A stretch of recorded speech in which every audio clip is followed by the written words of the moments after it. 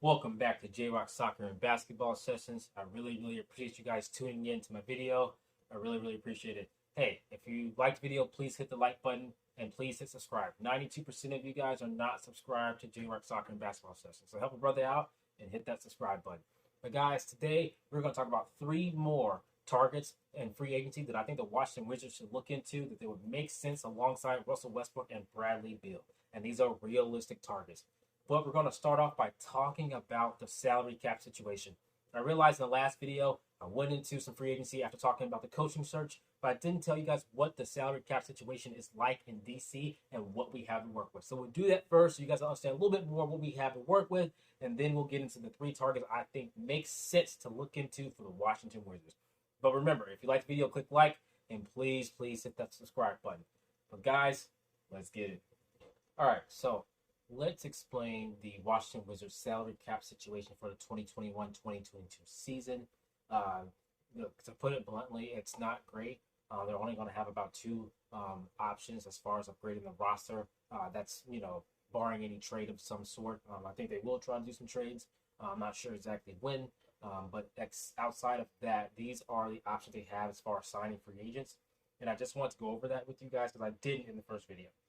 So, to put it bluntly, the Wizards are going to start off over the salary cap, but below the luxury tax line. Okay, so their projected salary with their with their six guaranteed players plus Daniel Gafford. I went ahead and threw Daniel Gafford on here because I'm assuming they're going to go ahead and pick him up. Continue to pick, as his is non-guaranteed. I'm assuming they'll pick up that guarantee and move forward with Daniel Gafford. But these seven players make up about $121.4 million, which is about $9 million over the salary cap, or the projected salary cap for the 2021-2022 season. You've got Denny Avdia, Bradley Beal, Bertans, Bryant, Hutchinson, Hachimura, Westbrook. Those players are making up about $121.4 million. So that pretty much only gives the Washington Wizards two options. They have the mid-level, their non-taxpayer mid-level, and then they have their biannual exception. Now, their non-taxpayer mid-level will allow them to sign someone for 4 years at about $9.5 million.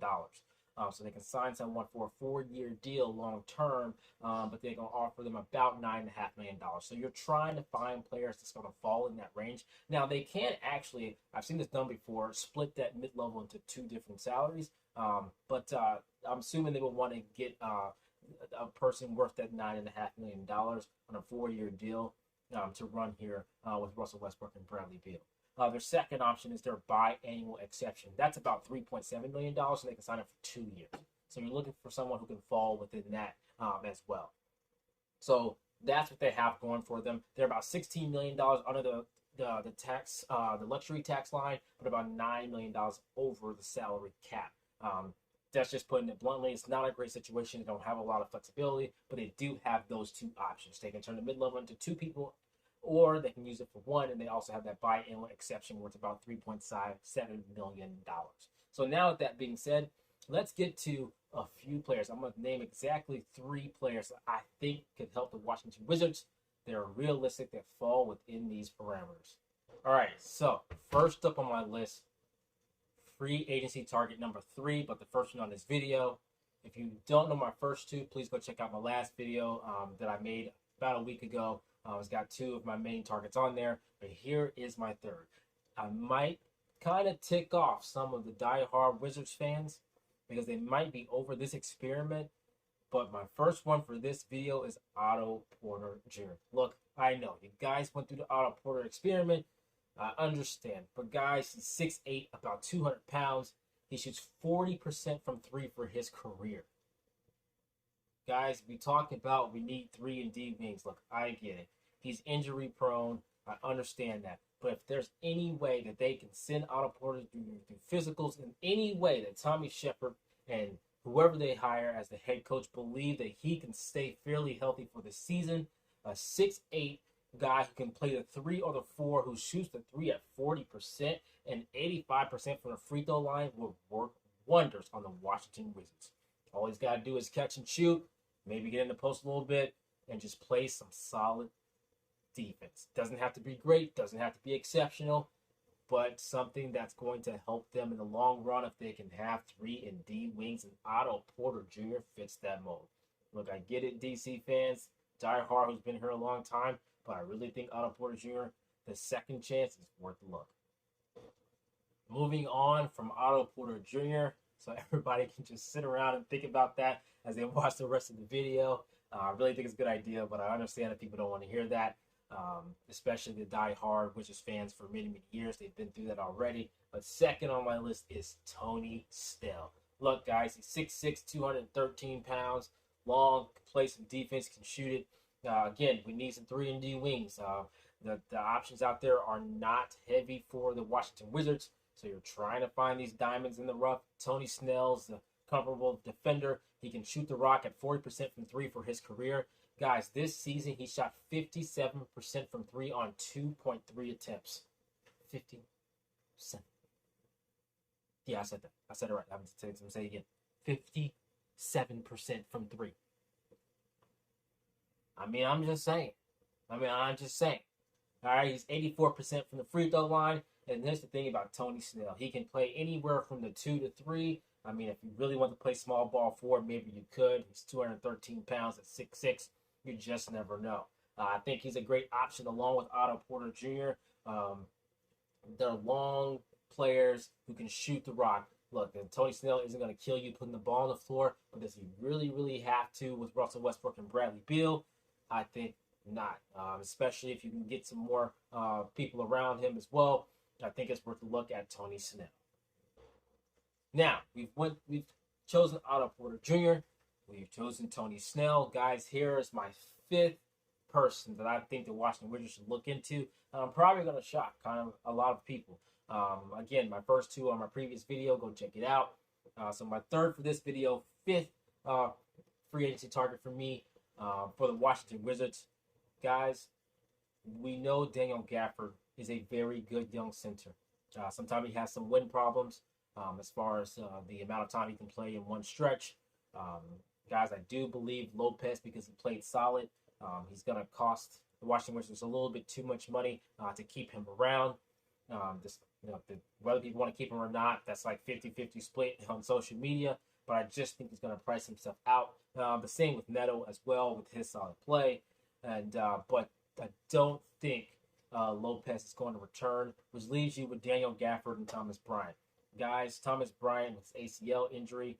You never know if it's going to bleed into the season. You never know how he's going to come back. You never know if he's going to have a setback or anything like that. He's got to get his own wind up under him.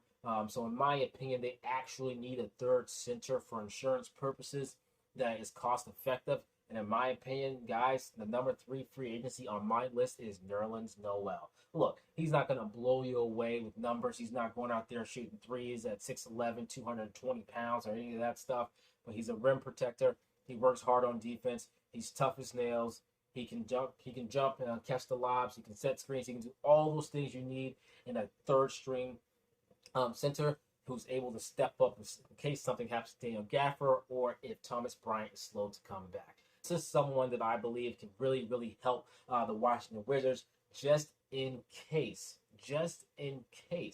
something happens with Daniel Gafford or Thomas Bryant has some kind of setback. And not to mention, as a 3rd string center, he shoots about 70% from the free throw line for his career.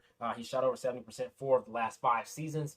So you don't have to worry about him just really costing a lot of points at the free throw line. He can hit those just like Lopez could, just like Thomas Bryant can. So that's just another option I think we have. I know I'm surprising people. I've done all 3 and D type of players, but I think they're going to need another center just in case. And I think Nerlens Noel is that guy.